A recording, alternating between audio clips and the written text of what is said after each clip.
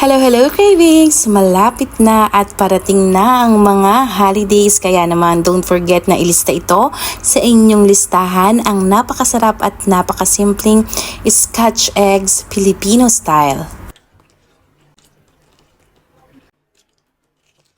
Magpapakulo ako dito ng mga 8 pirasong boiled egg. Habang nagpapakulo tayo ng itlog, tayo naman ay maghihiwa ng kailangan natin. Meron tayong sibuyas, larang pula or red bell pepper. Meron din tayong carrots at saka dahon ng sibuyas. Ang dahon ng sibuyas po ay optional lamang.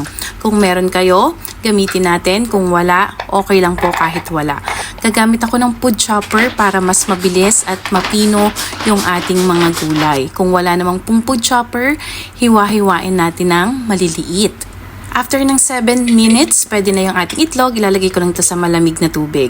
Tapos ilagay na natin sa ating giniling na pork ang ating mga gulay, pampalasang paminta, asin, at saka magic. Alam nyo na kung anong magic yan. Tapos lalagyan natin ito ng isang itlog. Halu-haluin natin at lalagyan natin ito ng pangpakapit na harina. Then, i-mix lang natin ulit ito hanggang sa maging well combined. Tapos yung ating malamig na itlog, babalatan na natin. Ang akin pong ginamit ay 8 itlog para dun sa ating kalahating kilong giniling. Tapos ito pong papel na ito ay yung ating baking paper. Pwede po tayong gumamit ng foil or pwede tayong gumamit ng plastic. Pagkatapos, pag kumapit na sa itlog natin, gamitin natin yung ating mga kamay, bali-balik ta rin hanggang maging bilog ang ating Scotch eggs. Para naman sa ating breading, meron tayong itlog, meron tayong harina at saka bread crumbs. Uunahin natin itong ilagay sa harina. Pagkatapos ay ilalagay natin ito sa itlog. At ang last ay ilalagay natin sa ating bread crumbs. Kailangan medyo gentle tayo sa ating Scotch eggs para naman hindi ito masira at maganda ang kalabasan.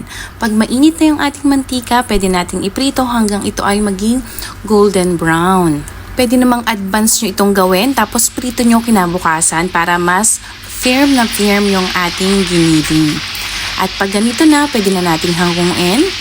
At iprito pa natin yung natitira pa nating 4 na pirasong Scotch eggs at pwede na tayong mag-high-end cravings. Pwede na nating tikman ang ating napakasarap, napakasimpleng Scotch eggs. At para naman sa ating sausawan, gagamit lang ako dito ng mayo ketchup.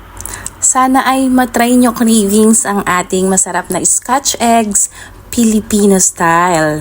Napakasimple pero napakasarap.